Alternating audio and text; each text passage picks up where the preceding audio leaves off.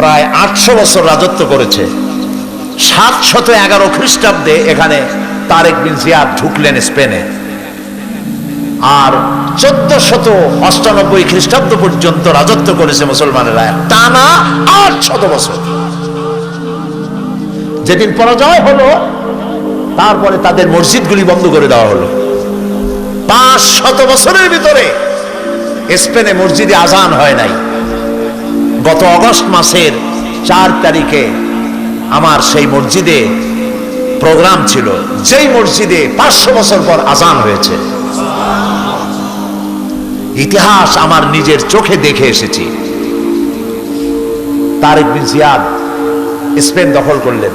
দখল করে তারেক বিন জিয়াদ তার নেতৃত্বে মুসলমানেরা চলে গেলেন মধ্য আফ্রিকার মরক্কো থেকে, মধ্যপ্রাচ্যের মরক্কো থেকে তারা পাড়ি জমালেন, পালতোলা নৌকায় করে পাড়ি জমালেন ভূমধ্য সাগর, মেডিটেরিয়ান সি। ভূমধ্য সাগর পাড়ি দিয়ে দিনের পর দিন বহু কষ্ট করে পরিশ্রম করে খেয়ে না খেয়ে জিব্রাল্টার প্রণালীর মধ্য দিয়ে স্পেনের তটরেখায় গিয়ে তারা ফিরলেন।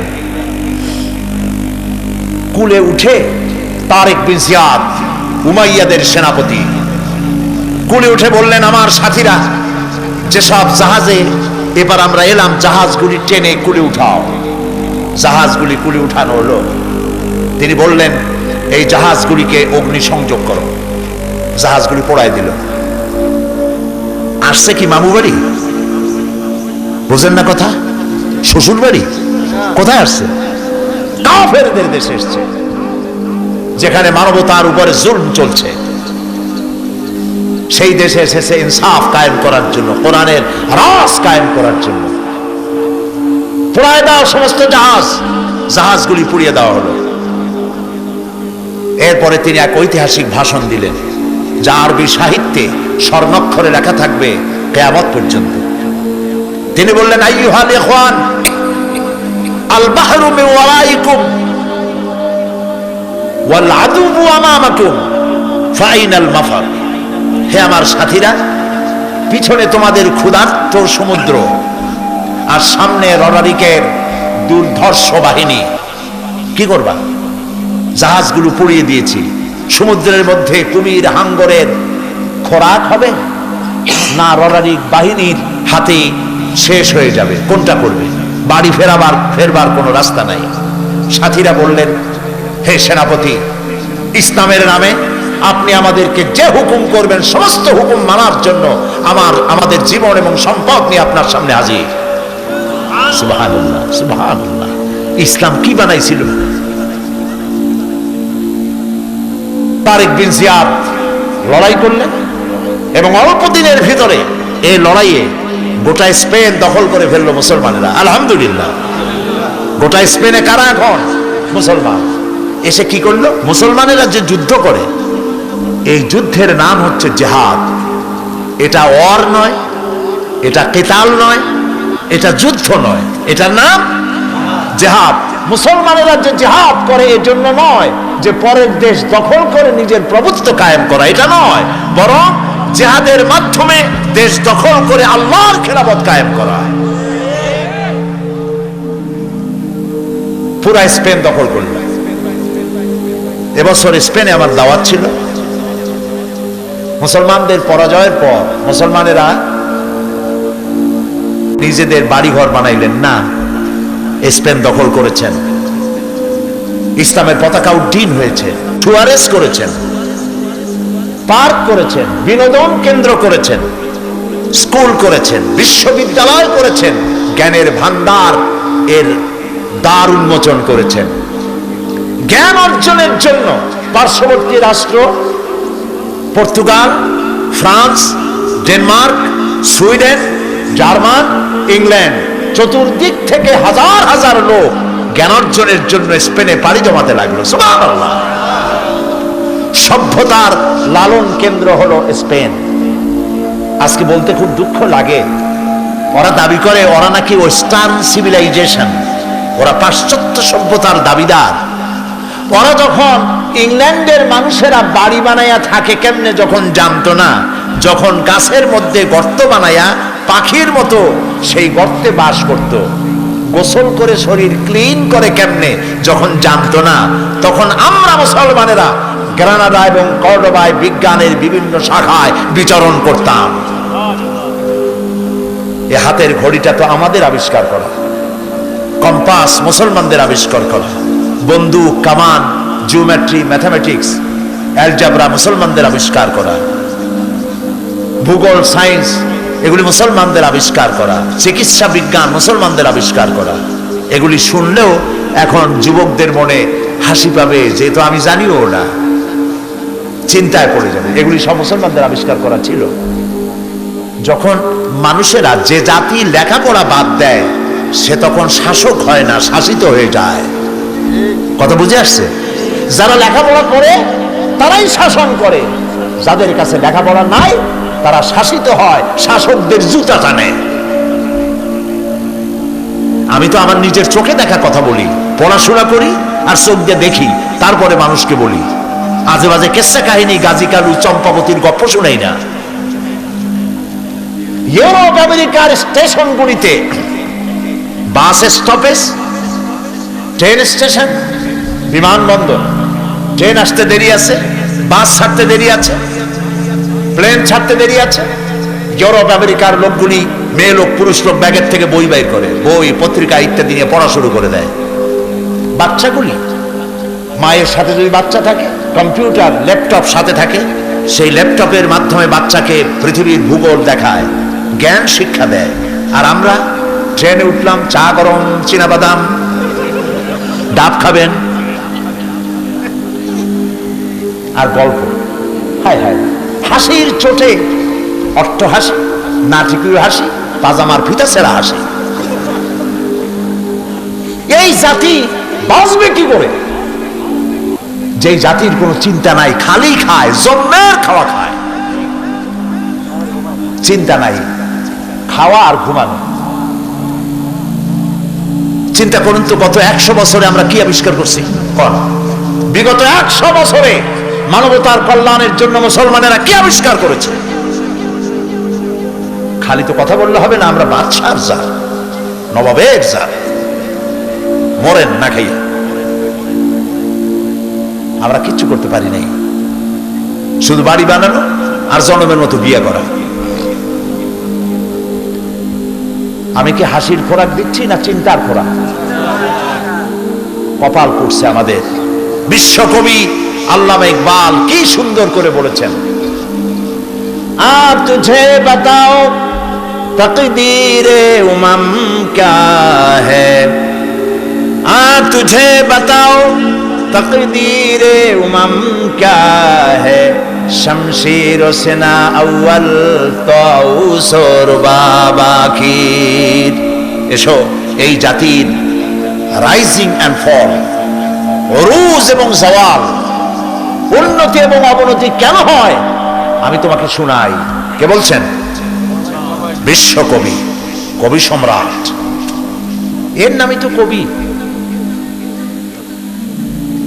এর নামই মুসলমান কবি। ওই কবির নাম মুসলমান কবি নয় যে ব্যক্তি বলে ফজরের আজান যখন শুনি মনে হয় যেন বেশ্যা তার খরিদ্দার ডাকতেছে। বেঈমান, আল্লাহর কসম, ওর মৌত হলে জানাজা পড়া মুসলমানদের জন্য হারাম। এটার নাম কবি শামসুর রহমান। বেঈমান,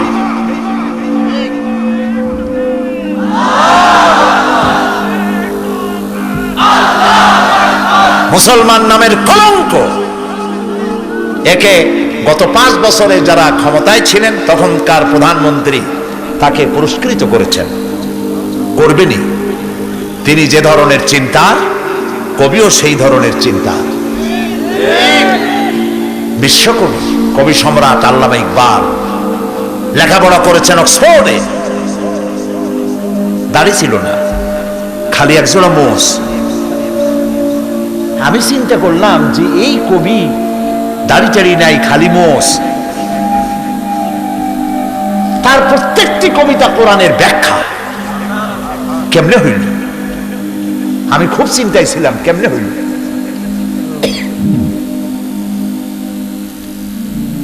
পরে ইকবালের সমস্ত লেখা আমার কাছে আছে, আলহামদুলিল্লাহ, তার লেখাগুলি সব আছে। পড়তে পড়তে এক জায়গায় পেয়ে গেলাম জবাব, खीरा न कर सिका, खीरा न कर सिका, मगरिब की दो अदानिश, आँख सुरमा था आँख का मेरा खाके मदीना। खीरा न कर सिका, मगरिब की दो अदानिश। পাশ্চাত্যের চাকচিক্য আমার চক্ষুকে প্রতারিত করতে পারে নাই, কারণ মদিনার ধুলাবালিগুলি আমার চোখে সুরমা হয়ে লাগানো ছিল। তিনি বলছেন, আ তুঝে বাতাও তকদীর উমম ক্যা হ্যায়। এই জাতির রাইজিং এবং অবনতি, উন্নতি আর অবনতি কেন হয় আমি বলি। এই জাতির হাতে যতদিন ছিল কোরআন আর শামশির, ততদিন পর্যন্ত পৃথিবী এই জাতির পায়ে চুমা খাইছে। আর যেদিন কোরআন আর শামশিরের পরিবর্তে মুসলিম জাতির হাতে এসেছে তবলা, বেহালা, তানপুরা, হারমোনিয়াম, সারিন্দা, নারিন্দা, সারেগামা, পাদানিসা, বাবা খালু, মামা নানা, কপাল তখন থেকে পড়া শুরু হইল, ঠিক না? হায়রে মুসলমান, কি নাচ! মেয়ে লোকের মতো চুল, এত বড় বড় পুরুষ, এত বড় বড় চুল, একবার এদিকে একবার ওইদিকে। এগুলো মানুষে দেখে, ওপেন কনসার্ট। আর এই গানের নাম পাপ গান নাকি? কপাল পোড়া, এগুলো মুসলমান? নাউযুবিল্লাহি মিন যালিক। আল্লাহ রহম করুক জাতির উপরে, বলি আমিন। আমিন। চলুন আবার ফিরে যাই স্পেনে। সেখানে জ্ঞান বিজ্ঞানের চর্চা হচ্ছে। পৃথিবীর চতুর্দিক থেকে হাজার হাজার মানুষ জ্ঞান অর্জনের জন্য আসতেছে। এখানে দর্শন লেখা হচ্ছে, বিজ্ঞান লেখা হচ্ছে, এখানে তাফসীর লেখা হচ্ছে। তাফসীর প্রেমিক আলেমদের কাছে তাফসীরে কুরতুবী এখনো উত্তম পাঠ্য তাফসীর। এই কর্ডোবায় লেখা হয়েছিল। আল্লামা কুরতুবী এখানেই তৈরি হয়েছিলেন, আল্লামা রুশদ এখানেই তৈরি হয়েছিলেন। শ্রেষ্ঠ দার্শনিক। রিসার্চ হলো, বিরাট বিরাট লাইব্রেরি তৈরি হলো, হাজারো লাখো বইপত্র দিয়ে ভরে গেল। সুবহানাল্লাহ। তারেক বিন জিয়াদ মসজিদ তৈরি করলেন কর্ডোবায়। এটার নাম হলো কর্তুবা, আরবি নাম আন্দালুসিয়া, এলাকার নাম আন্দালুসিয়া। এখনো সাইনবোর্ড লেখা আছে, আমরা যখন যাচ্ছিলাম রাস্তার দুই ধারে দেখছি আন্দালুসিয়া। আমি যখন মাদ্রিদে চলে গেলাম, মাদ্রিদে প্রোগ্রাম ছিল আমার, 3 দিন থাকবো স্পেনে। আমি আমার হোস্ট যারা দাওয়াত করেছে তাদের বললাম যে যত প্রোগ্রামই তোমরা করো, আমাকে কর্ডোবা এবং গ্রানাডা নিতেই হবে, কারণ এগুলির ওয়াজ করছি, চোখে দেখিনি, আমাকে নিয়ে যাইবা। তারা বললো এর দূর যাবেন কেমনে? আমি বললাম যেমনে হয় যাবো ইনশাআল্লাহ। ওরা গাড়ি টাড়ি রেডি করলো, ফজরের নামাজ পড়ে রওনা করলাম। বাড়ির ধারে না, বনপাড়া আর রাজশাহী না, মাদ্রিদ থেকে 670 কিলোমিটার হলো কর্ডোবা। কর্ডোবা থেকে 280 কিলোমিটার হচ্ছে গ্রানাডা। গ্রানাডা থেকে 475 কিলোমিটার হচ্ছে মাদ্রিদ। আমি আল্লাহর উপরে ভরসা করে গাড়িতে উঠলাম সাথী সঙ্গী নিয়ে। তারপরে চলে গেলাম কর্ডোবায়। পথে পথে দেখলাম বিরাট বিরাট সাইনবোর্ড লাগানো, আল আন্দালুসিয়া। জাইতুন দিয়ে গোটা দেশকে আল্লাহ ভরে ফেলেছেন। জাইতুন, অলিভ, বিশাল দেশ, উর্বর দেশ। দেশটা হচ্ছে উঁচা নিচু অসমতল দেশ, পাহাড় দিয়ে ভরা। পৃথিবীর শ্রেষ্ঠ ফল ফলারি আল্লাহ এখানে বানাইছেন। সুবহানাল্লাহ। কপাল পোড়া, আমরা রাখতে পারলাম না। অলিভ, জাইতুন, এটা আল্লাহ কসম করেছেন কোরআন শরীফে, ওয়াতিন ওয়াজাইতুন, এটার উপরে কসম করেছেন। স্ট্যাটিস্টিক যে দেখা গেছে পৃথিবীতে যে সব থেকে মানুষ বেশি বাঁচে স্পেনের মানুষ। এর কারণ হচ্ছে তারা অলিভ খায়, অলিভ গায়ে মাখে, দীর্ঘ বয়স পায় এবং স্বাস্থ্য ভালো, রোগ কম। এখন আমি এই রাস্তা পাড়ি দিয়ে যখন কর্ডোবায় চলে গেলাম, কর্ডোবায় বিশাল মসজিদ দেখলাম। তারেক বিন জিয়াদ যে মসজিদের ভিত্তি দিয়েছিলেন, কালক্রমে সেই মসজিদ এত বিশাল হলো, 1 লক্ষ লোক নামাজ পড়তে পারে মসজিদে। মিনারা দেখলাম দূর থেকে, মিনারার মসজিদের মিনারের প্রত্যেকটা খোপে এক একটা মূর্তি দাঁড়ায় আছে। মসজিদের ভেতরে ঢুকলাম, মসজিদের ভেতরে মূর্তি দিয়ে ভরা, জুতা পায়ে দিয়ে অর্ধলঙ্গ নারী পুরুষ মসজিদের মধ্যে ঢুকতেছে। বুক ফেটে শুধু কান্নাই আসতে লাগলো। এইখানে আমার সাথীদের একজন নামাজ পড়তে চাইলো, 2 রাকাত নামাজ পড়বে। এক পুলিশ এসে বলল, ভুলে যাও, এটা তোমাদের একদিন মসজিদ ছিল, এটা এখন মসজিদ না, এটা গির্জা, সেজদা দিতে দেব না।